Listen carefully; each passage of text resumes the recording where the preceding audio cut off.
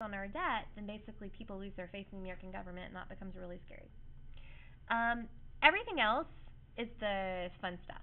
It's discretionary. It's veterans benefits, food and agriculture, science and technology, international affairs, transportation, education. That accounts for 1, 2, 3, 4, 5, 6, 7, 8, 9, 10, 14, 18. So at max, 36% of this budget is discretionary. What does that mean?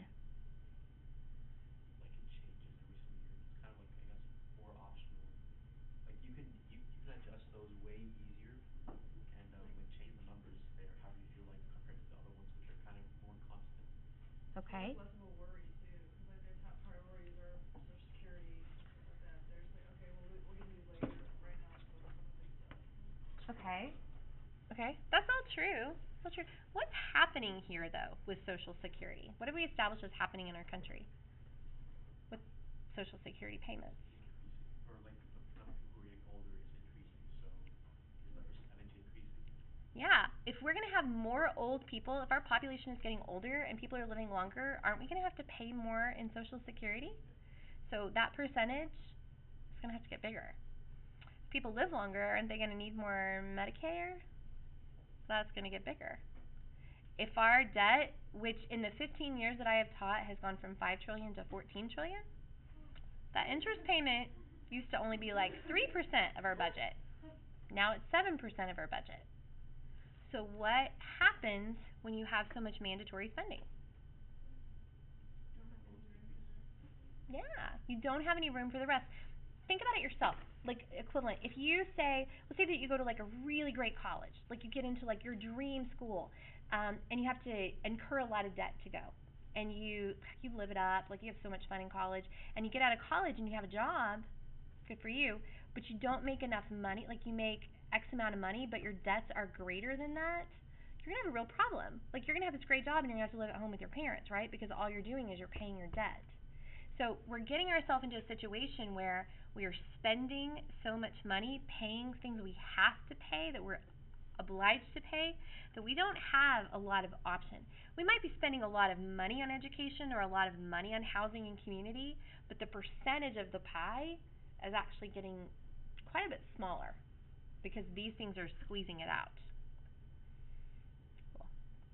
Okay, as I'm looking at the board, we have covered omnibus, deficit, debt, continuing resolution, Medicare and Medicaid, but we'll come back to those. Discretionary spending, we talked about CBO, OMB, mandatory spending, 16th Amendment, pork barrel, and earmark. Whew. Okay. I skipped GAO. I need to go back and do them. Yes, ma'am? What did CBO stand for again? Congressional Budget Office. Okay? Let's go back here to this timeline because I skipped GAO and I need to tell you what they were for. All right, so the fiscal year begins October 1st. Money's allocated. Let's say that Congress actually gets their act together and it's done and they've allocated all that money. Then we have, over the year, we have an oversight process. That's what GAO does. They perform oversight of the budget. So they'll conduct hearings. They'll check up. Are agencies spending their money the way they need to? Has there been a crisis? Do they need more money? Should we shift it from one place to another? So an example would be, I had a professor in college who was my statistics professor, and he used to work for NASA before he taught, and he retired early. It was really cool. He was such a good teacher. One of the things that he said is that he just got so frustrated with NASA because he was a researcher for them, and they'd be doing like research and things, and they had this program, and then but because it was a federal government agency, they would lose their funding all the time because NASA's not real essential. So if you think back to mandatory and discretionary spending, if you have some kind of crisis or like your economy goes into a down spin and you have tons of unemployment and you have to pay more unemployment, then money sometimes has to get shifted throughout the year. That's what GAO can do. So they can take money from one place and give it to another, or they could potentially increase it. So just because you have the money doesn't mean you're guaranteed to get to keep the money. Okay? Cool. All right. Let's look a few of the political implications of this. Can I charge my phone? Of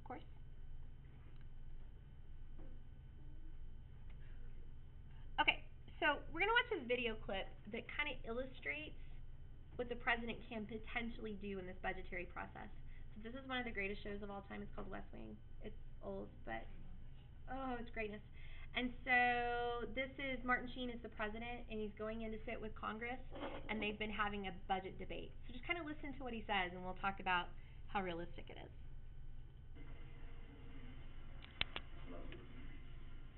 Bob?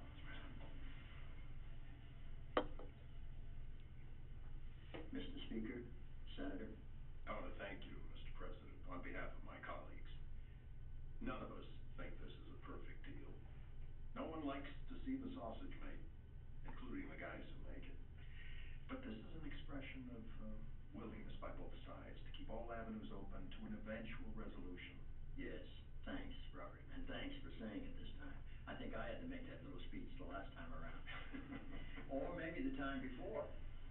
This is our third CR, our third time coming up short. We gotta do better. People aren't paying us to duck the hard choices. You wanna run through the details, Angela? An act of Congress. Continuing resolution to extend no later than January 3rd, midnight, to include a reduction by 1%. Excuse me, Mr. President, I'm sorry. There's been a change. I know we talked about a 1% cut. It's gonna have to be 3. Mr. Speaker, nothing like this was even mentioned, much less. Hold on. I'm sorry we couldn't give more notice, but we just came from our conference, and I had significant opposition to only 1%. Only 1%. Yes, sir. We had a deal at 1%. But now my members have to go back to their districts for the holidays, explain why we kept the gravy train running with a rising deficit and an economy crying out for tax relief. It's an economic situation that calls for action, not status quo spending. The 3% may sound painful, but it's only for 2 months. It'll show we're serious. What's next? Sir? In 2 months, 5%? 50? How many rounds do we go, Jeff? I'm just asking. There is no next, sir. I mean, not to get too technical, but this government runs out of money at midnight, and my guys have gone home. This is it.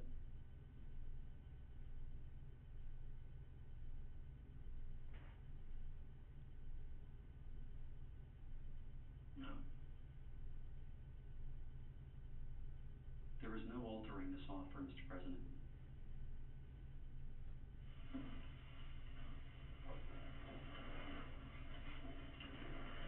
And I said no.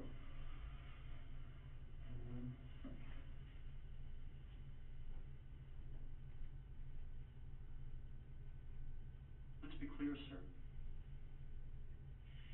We cannot, we will not vote to keep on footing the bill.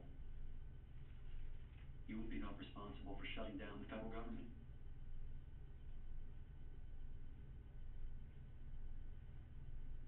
Then shut it down.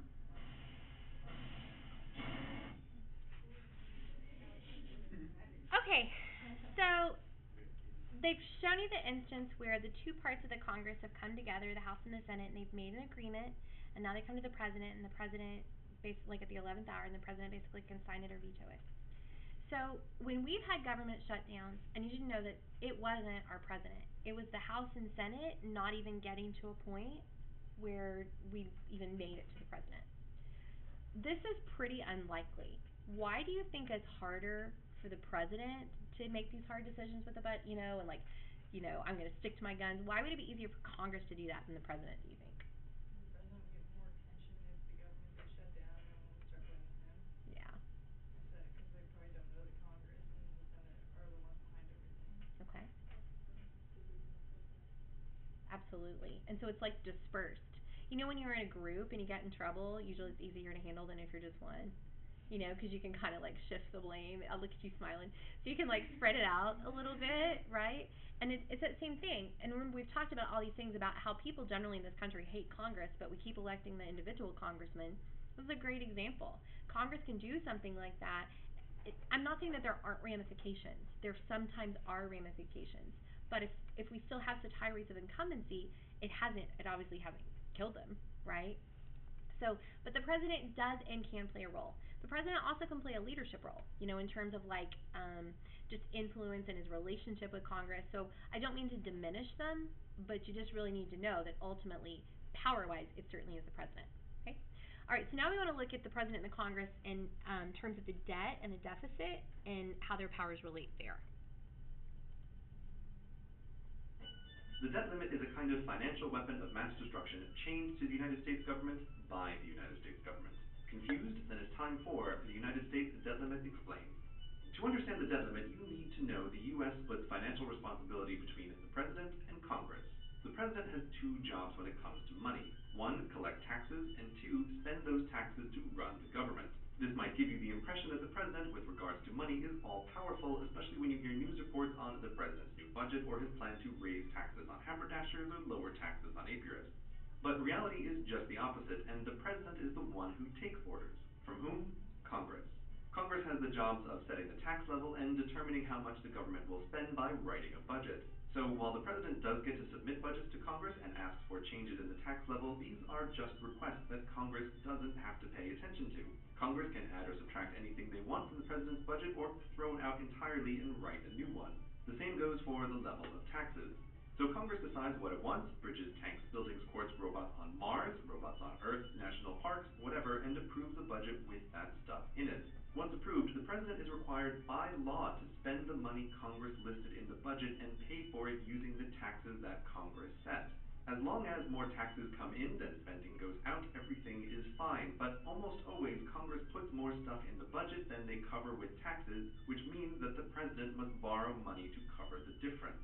In most countries, the story ends here because if their legislatures approve more spending than they have income, they've also implicitly approved the necessary borrowing. But not in America. Here, Congress also limits the total amount of debt the United States can have. A debt limit sounds like a good idea until you see the real-world consequences of these two branches of government interacting.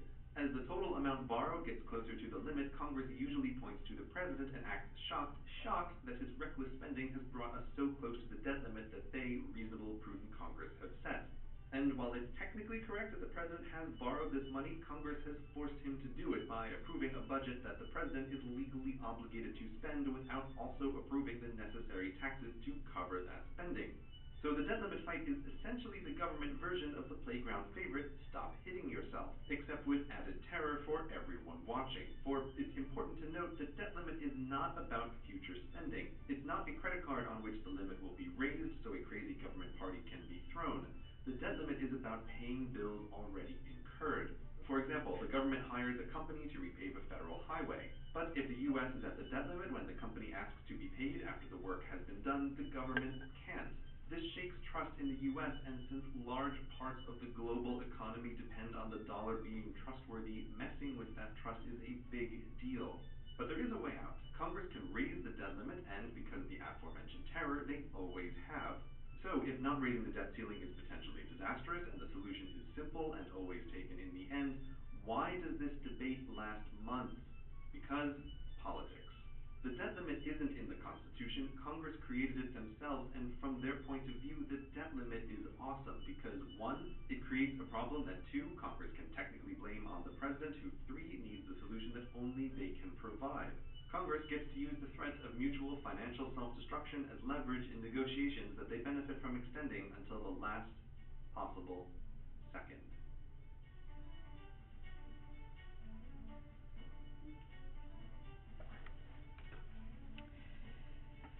Okay, we need to talk about this debt a little bit and try to understand how it is that the debt works. Okay, so when you compare different countries and you want to kind of see like how does our debt, and I'm sorry, I know this is so incredibly blurry, when you look at their debt like as a percentage of GDP. So Japan, Greece, Italy, and us. So we're pretty